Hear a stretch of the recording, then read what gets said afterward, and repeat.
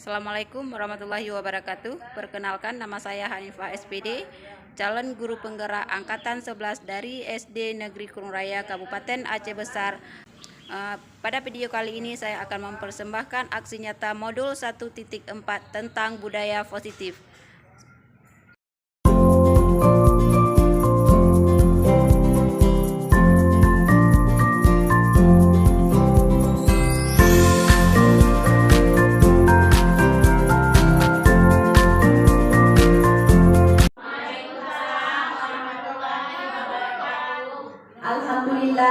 Alhamdulillahirabbil alamin, wassalatu wassalamu ala asrafil anbiya'i wal mursalin wa ala alihi wa sahbihi ajma'in.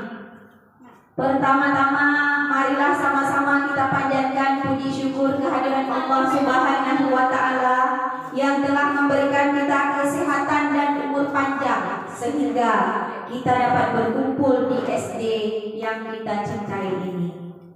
Kemudian tidak lupa pula salawat beriring salam kita sanjung sajikan ke pangkuan Nabi besar Muhammad sallallahu alaihi wasallam yang telah membawa kita dari alam jahiliyah ke alam yang Islamiyah. Yang saya hormati Ibu Kepala Sekolah dan Ibu Wakil Kepala Sekolah, dan yang saya hormati Bapak dan Ibu guru dari SD Negeri Kurung Raya. Acara kita pada hari ini yaitu tentang paparan diskriminasi tentang budaya positif. Baiklah, untuk mempersingkat waktu, marilah kita masuki acaranya. Acara yang pertama yaitu pembacaan doa. Marilah kita membaca di dalam hati kita masing-masing Al-Fatihah.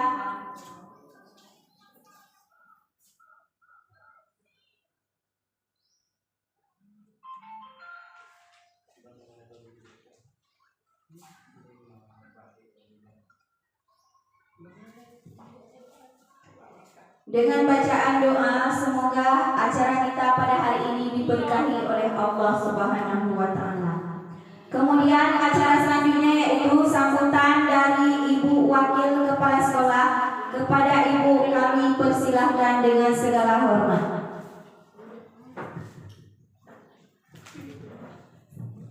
Assalamualaikum warahmatullahi wabarakatuh. Mari sama-sama dan yang paling utama kita memanjatkan puji syukur kehadiran Allah Subhanahu wa taala yang telah memberi kita nikmat Islam dan nikmat iman. Dan tidak lupa juga kita sanjung sajikan selawat dan salam ke pangkuan Nabi besar Muhammad sallallahu alaihi wasallam yang telah membawa kita dari alam jahiliyah ke alam yang Islamiyah. Baiklah, sekarang langsung kita masuk di dalam acara. Kegiatan yang dilakukan oleh calon guru penggerak untuk disosialisasikan kegiatan yang telah dilakukan di sekolah dalam menumbuhkan budaya positif dalam pendampingan terhadap peserta didik. Budaya positif memiliki urgensi pembentukan karakter yang memiliki peran penting di dalamnya perbentangan. Oleh karena itu, budaya positif di sekolah perlu diciptakan dan diwujudkan. Budaya positif akan tumbuh dari diri siswa dengan membiasakan mereka untuk menerapkan apa yang sudah menjadi keyakinan mereka yang nantinya bisa diwujudkan. Maka untuk mewujudkan, guru diharapkan melakukan gerakan awal untuk dapat menggerakkan siswa dan meminimalkan hukuman dalam kegiatan belajar mengajar. Melalui diseminasi ini diharapkan guru dapat mengimplementasikan budaya positif dalam pendampingan terhadap peserta didik maupun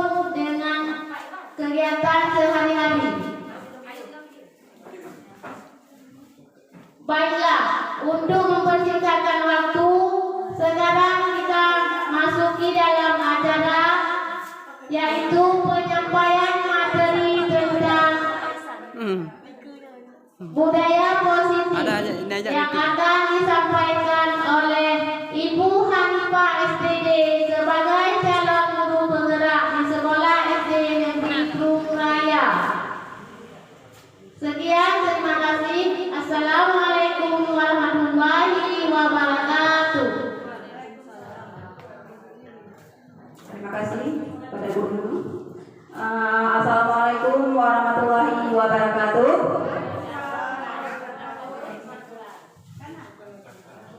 Alhamdulillahirrahmanirrahim. Wassalatu wassalamu ala asyrafil anbiya'i wal mursalin wa ala alihi wa sahbihi ajma'in. Marilah sama-sama kita panjatkan puji dan syukur kehadiran Allah Subhanahu wa taala yang mana oleh Allah masih memberikan kita nikmat yang terutama adalah nikmat kesehatan. Nah, tidak panjang lagi mukadamah karena sudah dibuka oleh Ibu Wakil Kepala Sekolah. Yang saya hormati Ibu Kepala Sekolah, yang saya hormati Ibu Wakil Kepala Sekolah, yang saya hormati dan saya banggakan seluruh guru SD Negeri Krung Raya yang sudah bersedia untuk mendengarkan materi dari CGP.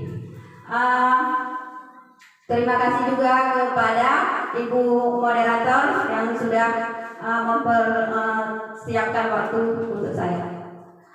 Namun yang kita bahas hari ini adalah seminar diseminasi praktik baik penerapan budaya positif di sekolah bagi guru SD Negeri Krung Raya Aceh Besar pada tanggal 23 Agustus 2024.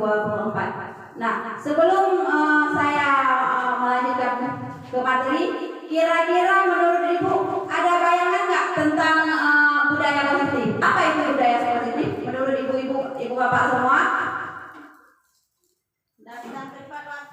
Iya, betul sekali. Terima kasih Bu Melda. Yang lain ada apa itu budaya positif? Budaya positif itu adalah kebiasaan kita sehari-hari yang baik. Terima kasih kepada Ibu Melda. Ada yang lain? Terima kasih buat Ibu Salma. Ada yang lain? Dah. Nah, latar belakang dari budaya positif yaitu penerapan budaya positif di sekolah merupakan salah satu upaya peningkatan kualitas pendidikan nasional. Penerapan budaya positif ini tidak bisa dilakukan tanpa dukungan dari semua elemen yang ada di sekolah. Dengan penerapan budaya positif ini diharapkan dapat mewujudkan visi sekolah dan membentuk karakter murid dalam mengimplementasikan nilai-nilai profil pelajar Pancasila.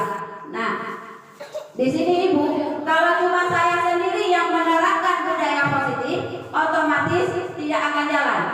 Jadi dengan adanya Ibu Bapak Kepala Sekolah, semua warga sekolah mendukung kegiatan budaya positif, insya Allah Sekolah SD Negeri Krung Raya akan terciptanya anak-anak yang berakhlak mulia sesuai dengan profil pelajar Pancasila. Nah, yang tujuannya memberikan sosialisasi kepada warga sekolah terkait budaya positif dan penerapannya di lingkungan sekolah, membuat suasana pembelajaran yang nyaman dan menyenangkan. Yang ketiga, lini masa tindakan yang dilakukan. Ada pun langkah-langkah yang akan dilakukan, antaranya melaksanakan diseminasi budaya positif di lingkungan sekolah kepada seluruh warga sekolah meliputi kepala sekolah, guru, dan tenaga kependidikan terkait perubahan paradigma baru. Disiplin positif, nilai-nilai kebajikan, kebutuhan dasar manusia, motivasi, perilaku manusia, posisi kontrol guru, keyakinan kelas, dan segitiga restitusi dalam rangka mewujudkan disiplin positif di sekolah. Itulah pembahasan materi kita hari ini, Bu. Ada 6 materi.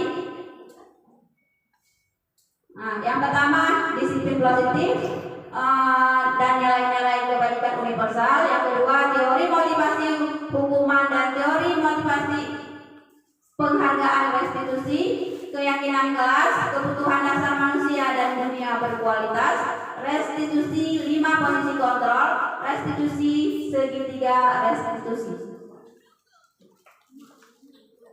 Nah, konsep inti budaya positif yaitu yang pertama perubahan paradigma positif.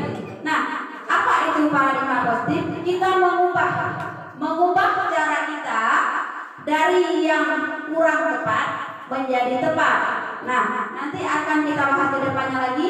Yang kedua adalah disiplin positif, nilai-nilai kebajikan, kebutuhan dasar manusia, motivasi perilaku manusia, posisi kontrol guru, keyakinan kelas, segitiga restitusi.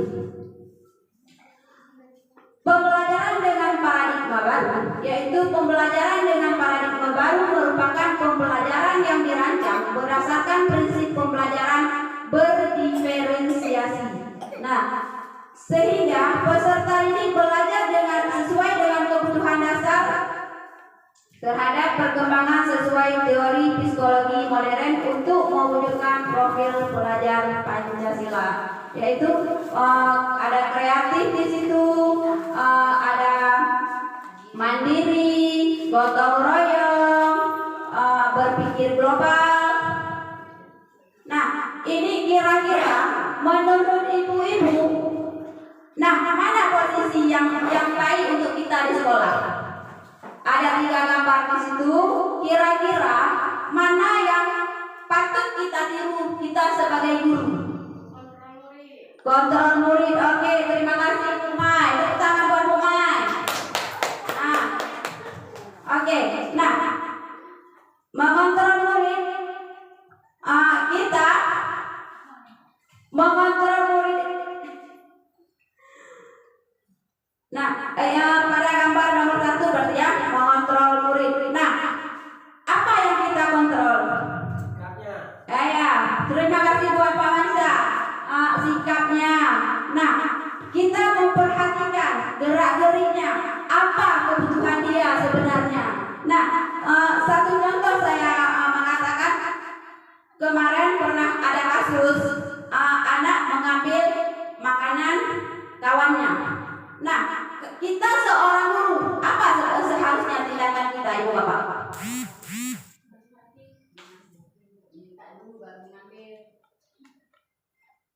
Oke, Fitri. Dengan menyuruh murid atau menasihati untuk sebelum mengambil meminta dulu izin sama kawannya baru mengambil. Oke, terima kasih Bu Fitri. Ada yang lain mungkin? Ada masukan lagi dari yang lain? Oke, Ibu Melda. Saya akan mencoba menjawab. Jadi kan kita cari tahu dulu kenapa dia ambil punya orang, punya kawannya. Apakah kenapa dia bisa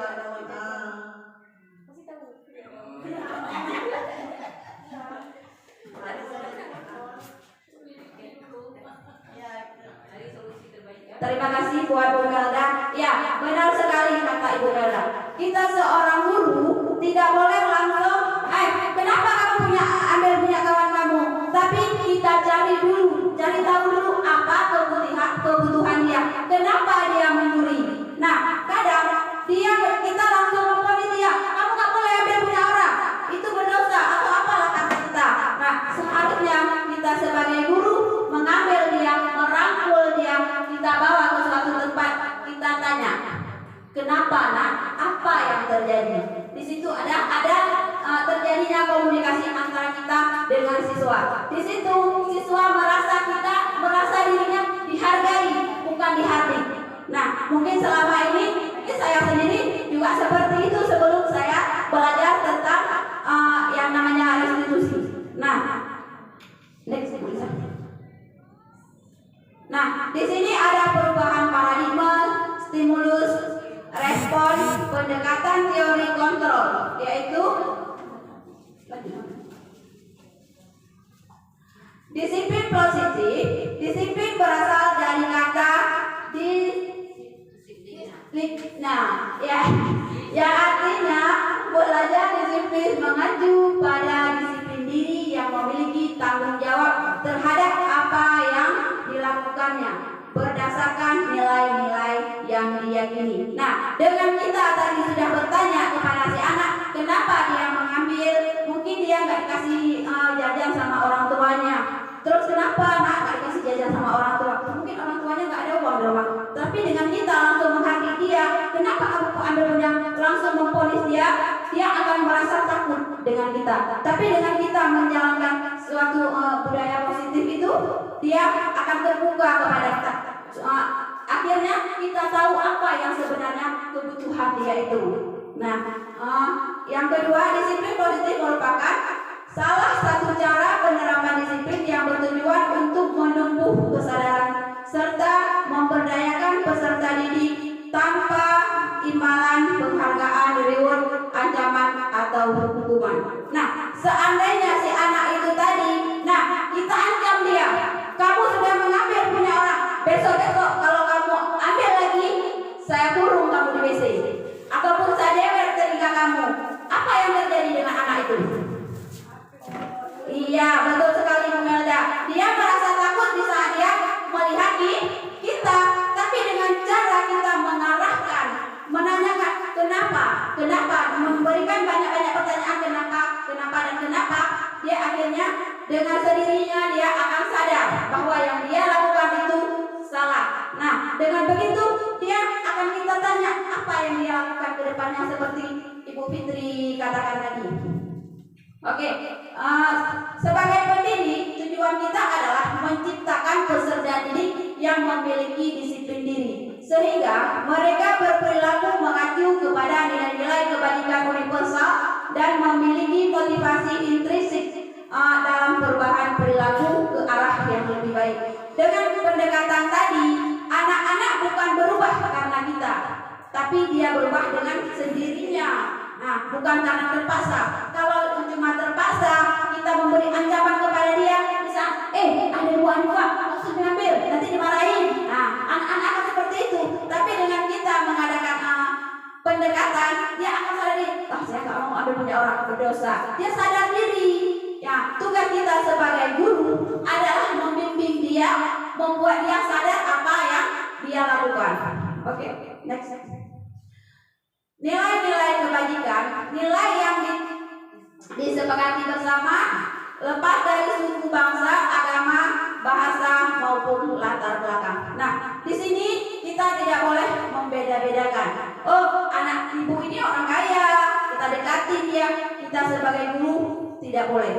Nah, kita harus mensamaratakan antara si kaya dan miskin. Walaupun ada di antara kita ada yang berbeda agama, kita wajib menghargainya. Oke? Contoh nilai kebajikan institusi, organisasi, profil pelajar Pancasila yaitu beriman, bertakwa kepada Tuhan Yang Maha Esa, dan berakhlak mulia, berkebinekaan global, gotong royong, mandiri, dan kreatif. Nah, dengan kita menanamkan budaya tadi, anak-anak akan tumbuh sendiri, akan sadar diri dia dengan mengerjakan semua berdasarkan profil pelajar Pancasila. Oke.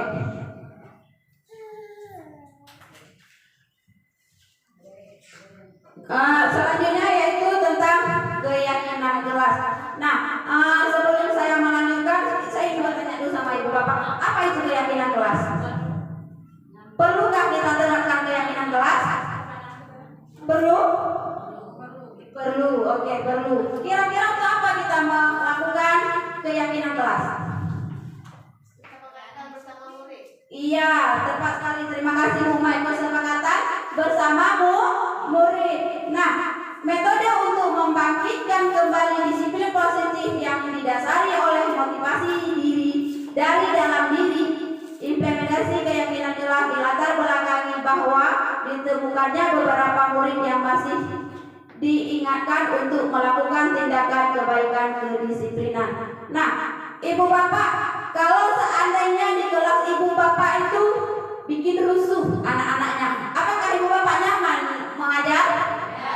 Otomatis tidak. Nah, apakah kita yang membuat peraturan di kelas? Tidak. Terus siapa yang membuat peraturan di kelas? Iya. Terima kasih buat ibu-ibu semua ya. Kesepakatan dari anak-anak sendiri. Anak-anak yang mengungkapkan, nah coba lihat di bawah kolom media kalian. Ada apa nak? Oh ada sampah bu. Ada sampah. Kira-kira kalau ada sampah itu, gimana kita belajarnya? Oh nggak enak bu belajarnya. Nanti ada nyamuk, ada lalat nanti. Nah terus apa yang kita lakukan supaya kelas kita bersih? Nah menjaga kebersihan bu. Nah itu sudah salah satu keyakinan ke kelas. Nah dan ada yang lain. Nah coba lihat si A, dia hasil lari-lari. Bagaimana? Enak kita belajar nggak? Kalau anak-anaknya lari-lari, pasti anaknya menjawab tidak. Berarti apa nak yang kita lakukan? Nah, menjaga keamanan. Nah, itu semua lahirnya dari anak-anak kita sebagai guru yang mengarahkan anak-anaknya. Jadi dari anak-anak dengan kita membuat kesepakatan supaya kelas kita aman di saat kita mengajar. Bagaimana pembentukan keyakinan kelas? Lebih abstrak pada peraturan. Nah, berupa pernyataan universal dibuat dalam bentuk positif. Nah, anak-anak tadi sudah mengajukan apa yang harus dilakukan. Tugas kita guru adalah membawa pertanyaan itu ke positif. Nah, terus sedikit saja biar mudah diingat. Nggak perlu banyak-banyak dia bu. Nggak perlu harus 1 sampai 20 peraturan. Nggak akan dijalankan sama anak-anak. Beberapa saja yang penting kelas kita aman, anak aktif, sudah cukup itu aja. Nah, dapat diterapkan di kelas, bersedia meninjau kembali keyakinan kelas dari waktu ke waktu. Kita berdua sudah membuat keyakinan kelas. Kita tinjau lagi, ya apa yang sudah disepakati anak-anak dengan wali kelasnya atau dengan guru bidang studinya. Beberapa bulan kita lihat lagi jalan nggak itu. Nah, kalau nggak jalan kita ubah cara mungkin. Nah, udah.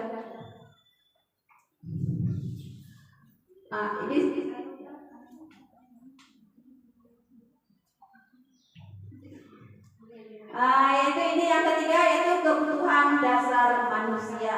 Menurut ibu bapak, kita punya kebutuhan nggak? Iya. Salah satunya apa? Siapa yang mau menjawab? Apa salah satu kebutuhan kita?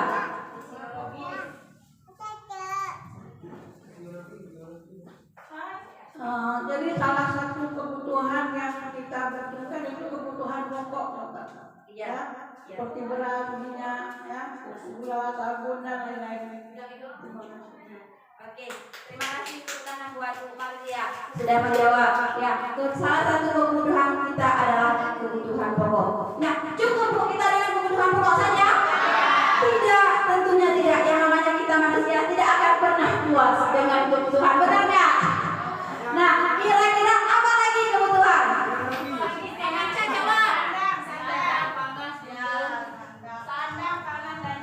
Baik, kebutuhan selanjutnya selain dari kebutuhan pokok, ada kebutuhan sandang dan pangan, ya, yaitu baik berupa pakaian, kemudian tempat kita berteduh, rumah, papan, ya kan? Nah, jadi kebutuhan manusia itu tidak hanya satu, bahkan lebih, ya, Bu ya. Baik, hanya itu saja dari saya. Terima kasih. Terima kasih kepada Ibu Intan. Nah, benar sekali kata Ibu Intan, banyak kebutuhan kita. Begitu juga dengan anak-anak. Anak-anak butuh yang namanya apa kira-kira yang paling dibutuhkan anak-anak? Jangan kita berbicara di rumah, tidak bicara di sekolah. Kasih sayang, dukungan dulu, kasih sayang. Iya, benar sekali Bu Meda. Dia membutuhkan kasih sayang, membutuhkan dukungan. Kalau kita melakukan seperti yang saya bilang tadi, yang menceritakan tentang kasus tadi, apakah dia mendapatkan itu dari kita? Tidak, jauh dari kenyataan, ya bukan? Nah, terlalu banyak, yaitu salah satunya adalah kebutuhan kasih sayang. Apalagi kita mengajarnya di SD, anak-anak itu masih sangat sekali membutuhkan kasih sayang. Kadang-kadang dia di rumah tidak ada kasih sayang. Kadang-kadang di rumah dia habis dimarahi sama mamanya, datang ke sekolah, hai, Pak kau tidak ajak sekolah. Kan begitu ceritanya kan?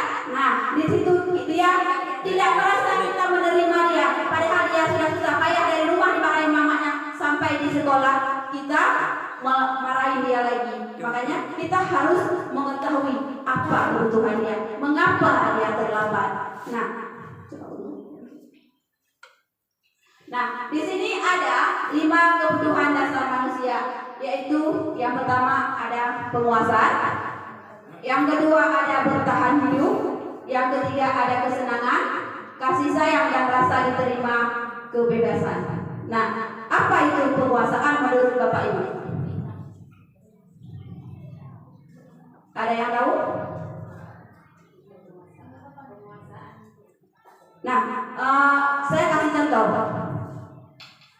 Di dalam kelas dia suka bikin ribut. Kira-kira di saat kita membuat keyakinan keras, dia lebih cocoknya sebagai apa? Iya, benar sekali. Karena dia ingin menguasa. Dia jadi ketua kelas. Dengan dia seperti itu, anak-anak yang lain dapat diatur oleh anak tersebut. Nah, bertahan hidup mungkin tadi sudah dijelaskan sama Ibu Marzia. Terus kesenangan. Kalau kita masuk ke kelas, anak-anak tolong buka buku halaman sekian, menulis. Apa dia mempunyai kesenangan di situ? Tidak, otomatis tidak mendapatkan kesenangan di situ. Nah, bagaimana juga Bu, biar anak-anak itu bisa belajar dengan kesenangan, yaitu belajar sambil bermain.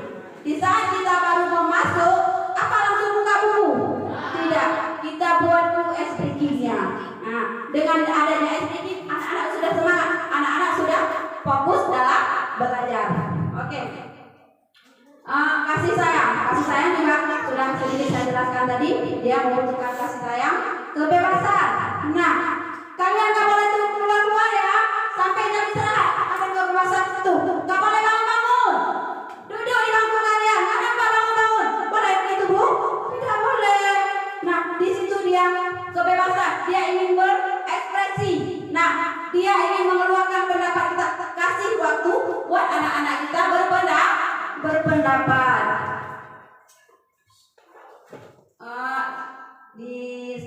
Mungkin sekarang saya buka dulu sesi pertanyaannya. Oke, silakan Ibu Bapak yang mau bertanya untuk mengacungkan tangan. Pertanyaannya kita batasi 3 pertanyaan saja. Siapa yang pertama mau bertanya? Oke, kepada Ibu Marzia. Assalamualaikum warahmatullahi wabarakatuh. Waalaikumsalam warahmatullahi wabarakatuh. Disiplin dan disiplin itu ada 2. Disiplin sama disiplin positif. Kami ini tahu di mana letak beda disiplin dengan disiplin positifnya. Terima kasih Bu. Oke, kepada Ibu moderator, kepada Ibu oh ya, 3 ya, 2 lagi. Oke. Udah ditulis Bu pertanyaannya? Siapa? Oh, Fitri ya. Ya, silakan kepada Bu Fitri. Assalamualaikum warahmatullahi wabarakatuh. Terima kasih sudah memberi kesempatan untuk saya untuk menanyakan satu pertanyaan buat Ibu CGP. Yaitu pertanyaannya, apa kelebihan disiplin positif dibandingkan hukuman fisik? Sekian, terima kasih.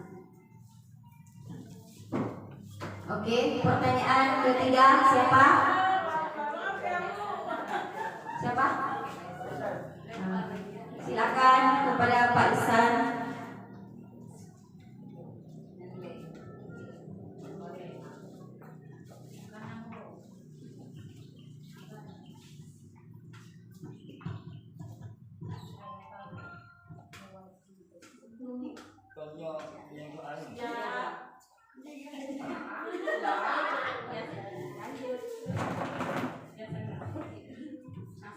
Jadi Bapak Ibu, apa saja langkah-langkah untuk menetapkan keyakinan kelas? Jadi Bapak Ibu meminta siswa untuk menulis keyakinan dan membahas keyakinan yang telah ditulis. Itu aja Bu.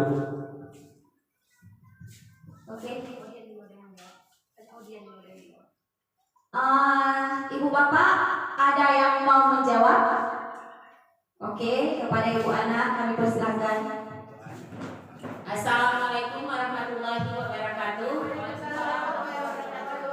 Baiklah Bapak Ibu, saya akan mencoba menjawab pertanyaan yang nomor 1. Apa tadi perbedaan disiplin dengan disiplin positif? Menurut saya Bapak Ibu, disiplin itu adalah sikap dan perasaan taat dan patuh terhadap nilai-nilai yang dipercaya dengan penuh tanggung jawab. Sedangkan disiplin positif yaitu pendekatan untuk mendidik anak tanpa hukuman atau hadiah dengan tujuan menumbuhkan disiplin dari dalam diri anak. Itu saja Bu, terima kasih. Assalamualaikum warahmatullahi wabarakatuh. Waalaikumsalam warahmatullahi wabarakatuh.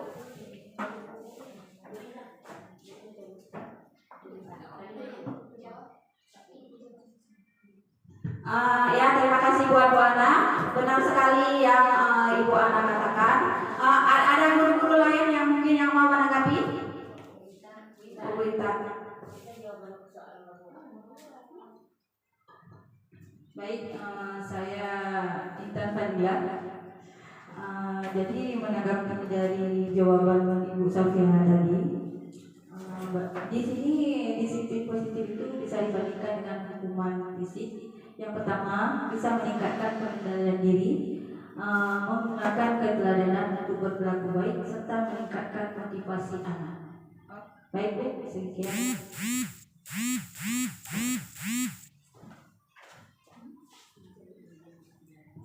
Oke, terima kasih buat Ibu Intan, benar sekali jawabannya. Disiplin itu yaitu kita tidak hanya berfokus kepada disiplin menghukum, tapi kita sebagai guru adalah mendisiplinkan anak dengan cara pendekatan, dengan cara merangkul anak. Nah, di situ anak akan tertanam. Apa?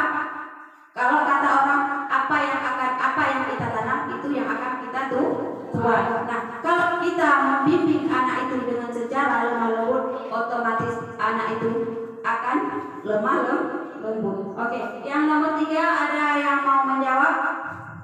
Oke. Untuk yang pertanyaan nomor 3 punya Bu. Oh ya, langkah-langkah apa saja untuk menetapkan keyakinan kelas? Yang pertama, meminta siswa. Meminta siswa seperti saya katakan tadi, bagaimana nak dengan kelas kita? Dari situ akan lahir pertanyaan-pertanyaan. Dari situlah kita ambil satu kata-kata yang positif, kita akan menjadi sebuah keyakinan. Terus setelah anak-anak kita membuat rangkuman bersama anak-anak. Nah, anak-anak ini sudah ada beberapa pendapat dari kalian semua. Kira-kira mana yang prioritas utamanya yang mana? Nah, di situ cara membuat keyakinan kelas, Pak. Kita dengan cara membuat menanyakan kepada anak-anak, kita menyimpulkan dan kita menempel di dinding. Nah, setelah kita menempel di dinding, kita harus ada penguatan kepada anak-anak. Jangan setelah ditempel hanya ditempel saja. Nah, kita tanya sama anak-anak, kalau seandainya kita misalnya buat keyakinan kelasnya datangnya tepat waktu. Kalau seandainya ada anak yang datangnya terlambat, mungkin nanti kita bisa membuat segitiga diskusi. Itu juga akan kita bahas nanti. Oke, ada yang lain, Bu? Nggak ada ya? Berarti saya lanjutkan. Oke, selanjutnya yaitu motivasi perilaku manusia. Nah, perilaku manusia ini bermacam-macam, Bu ya. Beda orang, beda berperilaku. Oke. Nah, untuk menghindari ketidaknyamanan dan hukum, untuk mendapat imbalan atau penghargaan dari orang lain, untuk menjadi orang yang mereka inginkan dan menghargai diri sendiri dengan nilai-nilai yang mereka percaya. Nah, kira-kira di antara ketiga ini, Ibu Bapak, mana yang cocok untuk kita? Ya, menjadi orang yang mereka inginkan atau yang kita inginkan. Nah, kalau yang pertama tadi untuk menghindari ketidaknyaman atau hukuman. Saya rasa tidak ada orang yang mau dihukum. Oke, yang kedua untuk mendapatkan imbalan. Nah, seandainya dia hari ini besok kita ada pelajaran IPA. Siapa yang bisa menjawab, ibu kasih hadiah. Otomatis di saat kita tidak memberikan hadiah kepada anak tersebut, dia tidak akan mau belajar. Nah, jadi yang ketiga yang lebih cocok, dia dengan sadar diri istilahnya. Ya, sadar diri dengan posisi dia dan apa yang dia miliki. Nah, konsep disiplin dengan identitas gagal menyakitkan. Kalau hukuman otomatis tidak ada hukuman yang enak, otomatis menyakitkan. Oke, terus tidak nyaman. Kalau Ibu Hanifahnya sering menghukum, apakah anak-anak mau dekat dengan Ibu Hanifah?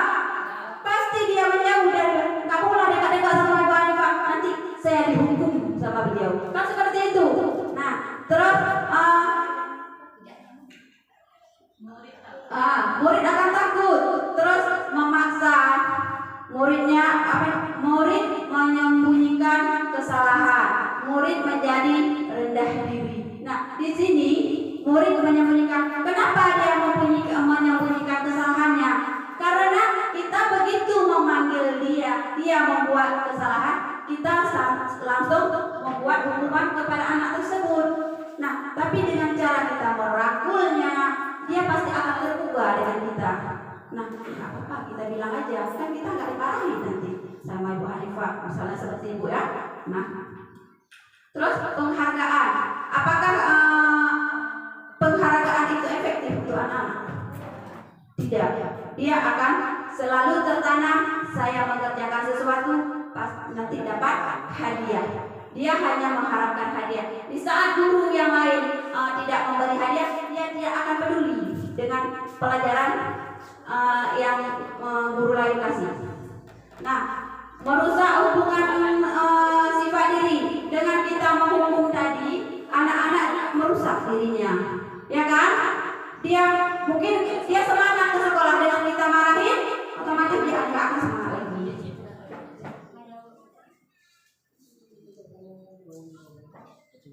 Konsep disiplin dengan identitas sukses. Penguatan jangka pendek, perlu monitoring berkelanjutan, stimulus respon, murid menghormati peraturan, kehilangan waktu untuk merenungi kesalahan, murid bertanggung jawab untuk berperilaku, fokus pada pemecahan masalah jangka panjang, murid menghormati dirinya dan orang lain, teori kontrol dirinya, memegang kontrol, murid bersemangat memperbaiki kesalahan. Nah, dengan cara kita pendekatan kepada anak, apa yang dia lakukan, kesalahan yang dia lakukan, kita membuat pendekatan.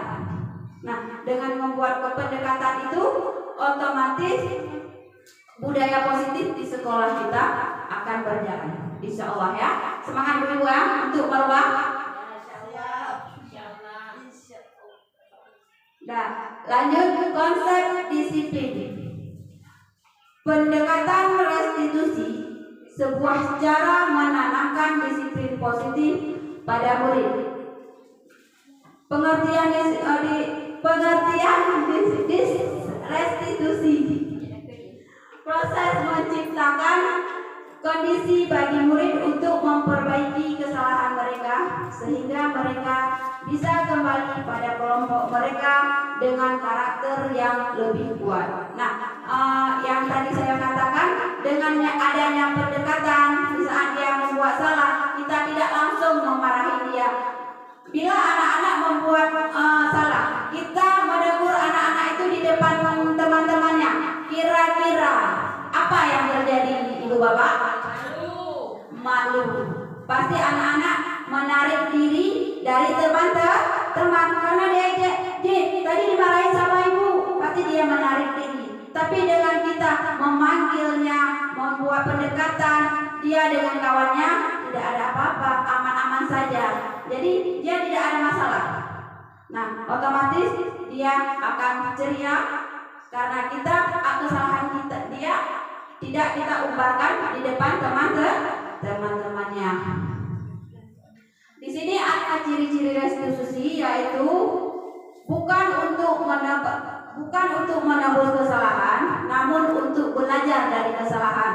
Nah, dia sudah berbuat salah, tapi dengan sendirinya dia sadar apa yang dia lakukan. Kedua, yaitu memperbaiki hubungan. Nah, dengan kita tidak memarahi dia di depan temannya, otomatis dia tidak malu dengan temannya. Jadi hubungan antara anak si A dengan si B baik-baik saja. Tawaran bukan pemaksaan.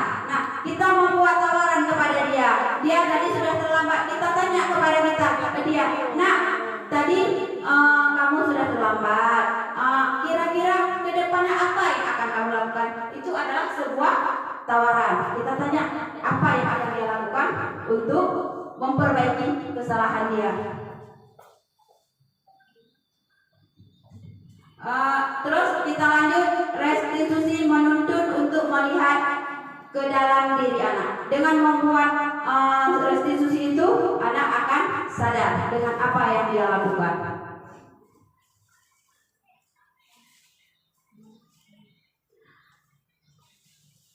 Perbedaan. Contoh kasus, siswa sering tidak mengerjakan PR.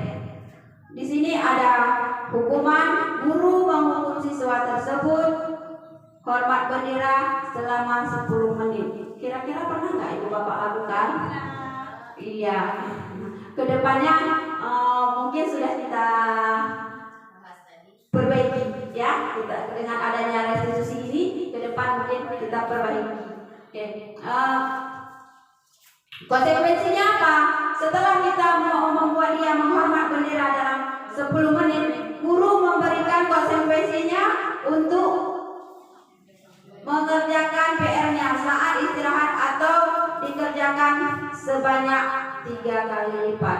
Dengan kita memberikan hukuman seperti itu, kira-kira apakah tujuan pembelajaran kita akan tercapai?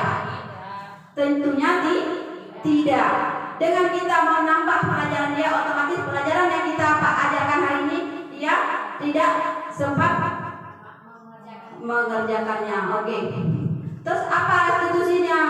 Guru menanyakan keyakinan kelas darinya dan membantu siswa menyelesaikan masalah. Nah, tadi dia sudah tidak mengerjakan tugas. Kita tanya, kenapa anak tidak mengerjakan tugas? Nah, pasti dia menjawabnya, oh nggak ada bukunya. Oke, nah ada banyak alasan di situ. Nah, kira-kira nanti kita tanya sama anak-anak, kenapa nak bisa lupa?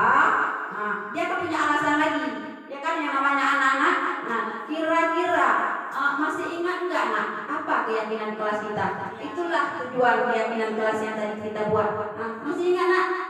Ingat bu, apa nak keyakinan kelas kita? Mengumpulkan tugas tepat waktu bu. Nah, bagaimana dengan kamu hari ini nak? Saya minta maaf bu, karena kita tidak memarahi dia, pasti dia akan minta maaf bu karena saya lupa. Terus kedepannya apa yang kamu lakukan nak? Kita harus menanyakan sama dia. Jangan kita yang langsung membuat dia ataupun memponis ke dia. Nah, dengan begitu dia menyadari kesalahannya. Nah, kedepannya apa yang akan kamu lakukan? Pasti jawabannya, saya nggak akan mengulangi lagi bu, saya akan mengumpulkan tugas tepat waktu. Nah, guru marah, murid takut, otomatis bu ya. Kalau kita sudah marah, ada nggak guru murid yang nggak takut? Otomatis dia akan takut.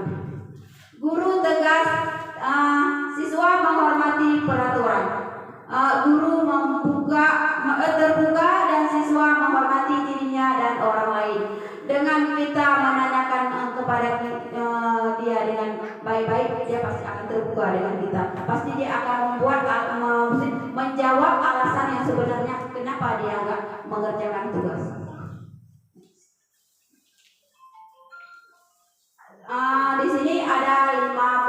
kontrol restitusi, yaitu penghukum.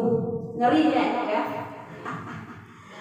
Penghukum, ada yang pemantau, ada pembuat merasa bersalah, teman, ada manajer. Nah, di antara kelima itu kira-kira yang cocok untuk kita mana, Ibu Bapak? Jadi teman, pemantau, manajer. Oke. Nah, kalau penghukum tadi sudah kita jelaskan, anak-anak tidak akan terbuka. Malah sebaliknya, kalau dia berbohong, dia akan berbohong lagi, dan berbohong lagi. Nah, kalau pembuat merasa bersalah, nah, misalnya kan ada kita, Ibu, sekali-kali mungkin ada kita keperluan mendadak. Nah, kita sudah masuk ke kelas nih, udah bilang sama nak, boleh nggak nak Ibu mau minta tolong sama kalian? Pernah kan kita minta tolong sama anak ya? Boleh Bu, Ibu mau minta tolong apa? Boleh nak? Nah, kalian jangan ribut di kelas, karena Ibu hari ini ada perlu sesuatu di kantor, tidak lama, hanya 5 menit saja. Boleh nak? Nanti kalau kalian ribut, Ibu dimarahin kepala sekolah. Nah, terus pasti anak-anak mendengar, ya kan?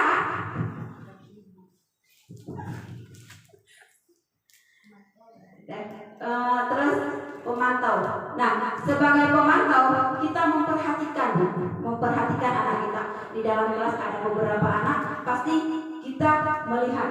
Nah, kalau misalnya kita tahu anak kita seperti apa di kelas, ya kan? Nah, kita harus pantau juga anak-anak di kelas. Seperti apa kebutuhan dia, mengapa dia, ada banyak pertanyaan di situ. Kenapa dia diam sementara anak-anak yang lain aktif? Juga kita sebagai guru harus jadi guru pemantau, ya jangan jadi guru penghukum. Oke, yang lebih penting adalah sebagai manajer. Sebagai manajer ini kita membuat pendekatan. Nah, dengan manajer ini anak akan terbuka dengan kita.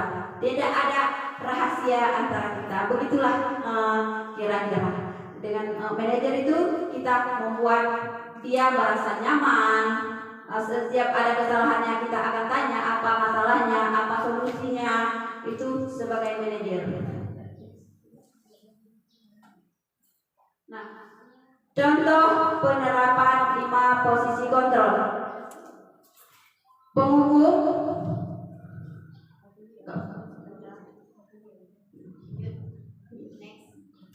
nah ini segitiga restitusi, Ibu Bapak.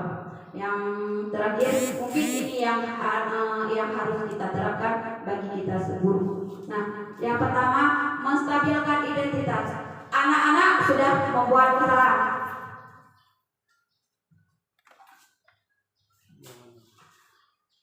Anak-anak sudah membuat kesalahan. Kita panggil, kita tanya dulu sama anak-anak. Nah, sudah sarapan kamu? Nah, kita harus menanyakan dulu kepada anak-anak. Sudah sarapan nak? Sudah Bu, pasti dia menjawabnya seperti itu. Kira-kira kamu tahu nggak kenapa Ibu memanggil kamu ke sini? Pasti dia menyadari. Saya sudah melakukan 2 anak untuk restitusi. Saya tanya, kenapa anak kamu? Dia menjawabnya, tadi saya terlambat Bu. Kenapa nak terlambat? Dia akan menjawab itu adalah menstabilkan identitasnya. Kedua, validasi tindakan. Apa yang dia lakukan? Apa kesalahan dia pada hari ini? Dia dengan cara kita menanyakannya, memanggil dia ke kantor atau kemana yang tidak ada orang, otomatis dia akan mengatakan yang sejujurnya. Terus menanyakan keyakinan kelas yang tadi. Apa keyakinan kelas kita? Nah, di situ. Oke, sampai di sini dulu. Saya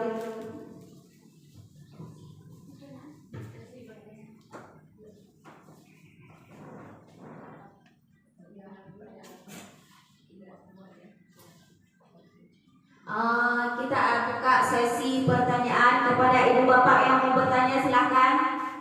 Saya Bu. Oke, Bu Melda. Saya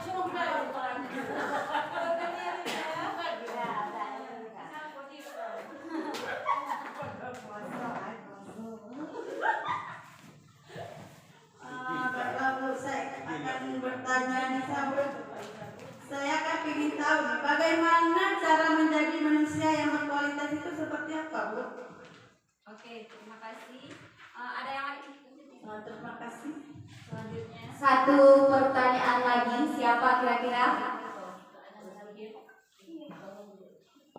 Bu Rusmi, silakan.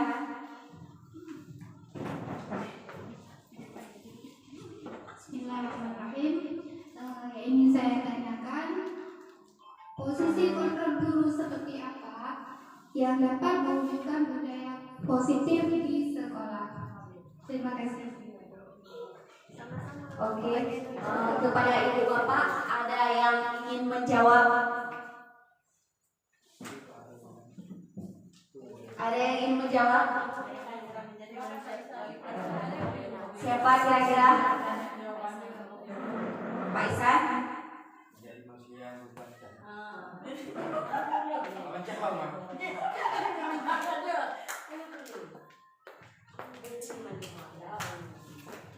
Saya ingin menjawab menjadi manusia yang berkualitas tentang menunjukkan kebudayaan dan rasa hormat yang tulus terhadap orang lain.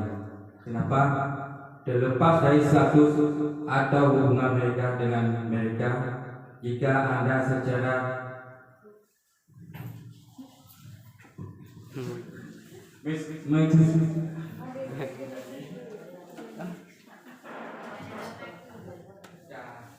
ya, Terima kasih buat Pak Isan. Ada yang ingin menambahkan? Ibu Bapak ada yang ingin menambahkan? Oke, kita serahkan ke Ibu Hanifah. Baik, benar sekali yang Pak Isan katakan tadi. Dan bagaimana cara menjadi manusia yang berkualitas? Yaitu yang pertama-tama sekali Bu, yang mungkin yang susah kita kontrol, yaitu emosi. Ya bukan? Kita susah kali kontrol emosi itu. Tapi itulah yang harus kita lakukan untuk menjadi manusia berkualitas. Itu yang pertama. Yang kedua, saling memaafkan. Nah, mungkin di saat yang namanya kita satu sekolah pasti ada permasalahan-permasalahan. Kalau memang bisa, di situ kita maafkan. Nah, disitulah kita sudah melihat kita sebagai guru berkualitas. Nah, satu lagi, dengan datang ke sekolah tepat waktu. Dengan kita datang ke sekolah tepat waktu, otomatis guru lain akan melihat, oh ibu ini selalu datangnya tepat waktu. Datang guru lain, kayaknya malu lah kita selalu telat. Kan begitu jadinya ya kan? Nah, memberikan contoh yang baik kepada guru, murid, dan teman sejawat dan sekeliling kita. Mungkin itu Bu ya. Terus pertanyaan yang kedua tadi, posisi kontrol guru seperti apa yang dapat mewujudkan budaya positif di sekolah? Posisi sebagai manajer Bu. Nah, di situ dengan kita menerapkan posisi manajer itu, kita menanyakan permasalahan anaknya, jangan langsung kita hukum. Seperti saya bilang tadi, mungkin dia belum makan di rumah, makanya dia punya temannya. Nah, dengan kita menekankan kepada manajer, nah dari situ kita bisa tahu apa sebenarnya permasalahannya. Nah, permasalahan yang timbul dari anak kita. Oke, ada yang lain Ibu Bapak? Gak ada lagi ya. Nah, berarti di sini saya menyimpulkan bahwa kedisiplinan positif perlu kita tingkatkan di SD Negeri Gunung Raya agar semua para guru, anak-anak dapat menunjukkan positifnya bersama kita semua. Setuju Ibu Bapak? Setuju ya? Kita akan membuat posisi yang nyaman, anak-anak merasa diterima di saat dia ke sekolah. Oke, sekian. Kalau ada salah-salah kata saya mohon maaf. Akhir kata, terima kasih buat Ibu moderator, Ibu Ermaliza. Terima kasih juga buat semua Ibu Bapak yang sudah sudi kiranya menyediakan waktu untuk mendengarkan paparan saya. Akhir kata, assalamualaikum warahmatullahi wabarakatuh.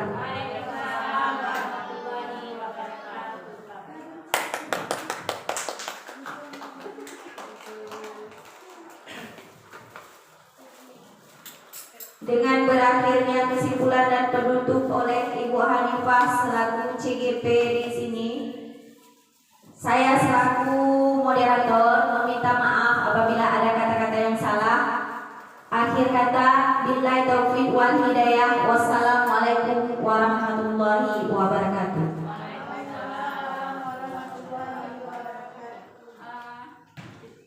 Ibu bapak, kita bersama dulu di depan.